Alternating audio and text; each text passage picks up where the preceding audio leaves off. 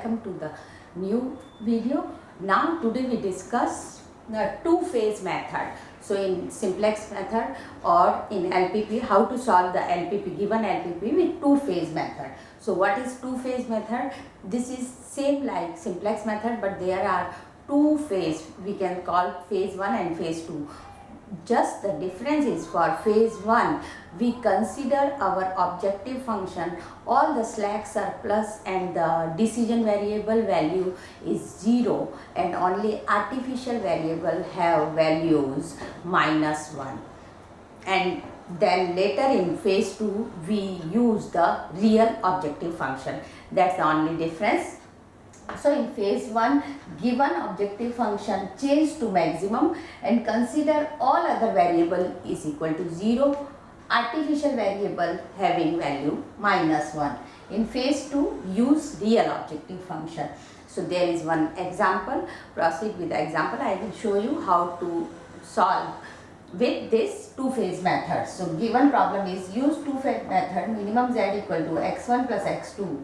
Our subject constraints are 2x1 plus x2 greater than equal to 4, x1 plus 7x2 greater than equal to 7, and where x1, x2 both are non-negative. So both are having greater than sign. So we introduce two surplus variable s1 and s2, and for surplus variable having negative -1 value, so introduce artificial variable a1 and a2, which we learned in previous bigger method also. So same like previous method, and change our objective function to maximize. So maximize z star is -x1 minus x2, and then our surplus variable, artificial variable having value -1. So our constants are 2x1 plus x2, surplus variable is -s1, artificial is a1, minus s2, a2. Here all x1, one condition definitely right, x1, x2, s1, s2, a1, a2, all are non-negative. So this is our condition. Now how many? 1, 2, 3, 4, 5, 6 variables, 2 only equations, consider 4 as 0. So our initial solution will be when we put x1, x2, s1 is 0 here, a1 give 4. When x1, x2, s2 is 0, a2 is 7. So construct the initial first table of phase 1, a1, a2, values of a1, a2 is -1 in objective function. All other, this is the main method or main process for phase 1. Your value of objective function other than the artificial variable, all elements should be 0. So x1 is 0, x2 0, s1 0, 0, and these two are -1. Then same, we have to copy the matrix here. Next process is the same which we learned from last videos. We have to calculate Cj, Zj. When we Zj means Cb into xi vector. So Cb is 2 times 1 is -2 -1. So it's -3, it's -8, it's 1, 1, -1 and 0. Same Cj minus Zj. So 0 minus 3 is 3, 0 minus 8 is 8, and so on. Here finding the most positive value is 8, which go in. So our vector going in is x2, and which is going out. For outgoing vector we find the minimum ratio. So divide this with b. So 4 by 1 and 7 by 7. So 7 by 7 is 1. So minimum ratio is this. So outgoing vector is a2. So in next table a2 go out and in is x2. Let's construct the table 2. Construct the table 2. For table 2, same, our outgoing vector is a2, introduce x2. So x2 here, value of x2 is 0. Here it's divide by the key element. So 7 by 7, 1 by 7, 7 by 7 is 1, 0 by 7 is 0, -1 by 7, 0 and 1 by 7. It's our first row. Second row calculation is same.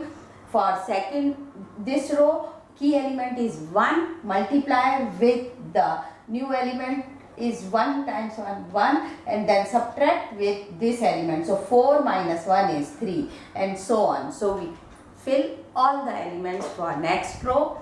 Same calculation, calculate Zj, Cb into Xi, then Cj minus Zj. Most positive vector is this. So our entering vector is x1, and which is outgoing? You see the ratio 3 upon 13 by 7, 1 upon 1 by 7. So in next, this is the minimum ratio 3 upon 13 by 7. So most minimum is this. Minimum ratio is first, so outgoing vector is a1 and incoming vector is x1. So in next table of phase 1, third table, we will take out a1 and introduce x1. So third table I can rewrite in this table. 3 is, let's see from here, incoming vector is x1, outgoing is a1. So our x1 introduce here, and dividing with key element to each variable of this row, we get the new row. And then same process for second, key element is 1 by 7, multiply with this element and subtract from this element. So we will get the next row, and then conclude Zj and Zj minus Cj, because here is 0. So all our Zj are 0. Next, Zj minus Cj, we can see here it's either 0 or negative. No positive value comes. It means our phase 1 stops here, and now we proceed to phase 2. So from phase 1, our optimal solutions are x1 and x2 given by this. For phase 2, when we draw the table, just one change, the value of this objective function, its Cj row is the original one what given in the objective function. So if we rewrite table 1, phase 2, so for phase 2, table 1, only change is this, and no artificial variable comes in phase 2. So just change of construct the new table with table 3 of phase 1, table 2. Our new table Cj is -1, 0 and 0. What is in the real objective function gives. Next, calculate the Zj is Zj. So here it's x1 is -1, 6 by 13 and 1 by 13. Zj, Cj minus Zj given by, let's Cj minus Zj is 0, 0, -6 by 13 and -1 by 13. So from here again we see either 0 or non-negative. No positive value come for Cj minus Zj. So we cannot proceed for the further table. It's our basic optimal solution, feasible solution which we have to find. So what is our basic feasible solution for this problem? x1 is 21 by 13, x2 is 10 by 13, and minimum z is x1 plus x2. So minimum z is 21 by 13 plus 10 by 13, that gives 31 by 13 is the value of our minimum z given objective function. That is called two-phase method. So for any two-phase method problem, first we follow the phase 1 with objective function, all other decision variable and all introduce slack surplus variable having value 0, artificial variable with value 1, -1.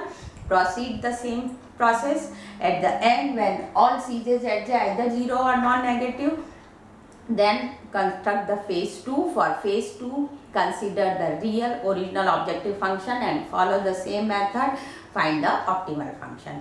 That's all for two-phase method. Next we will learn two-phase method or any LPP having unrestricted sign variable. So how to solve that unrestricted sign variable we will see in the next video. Thank you very much.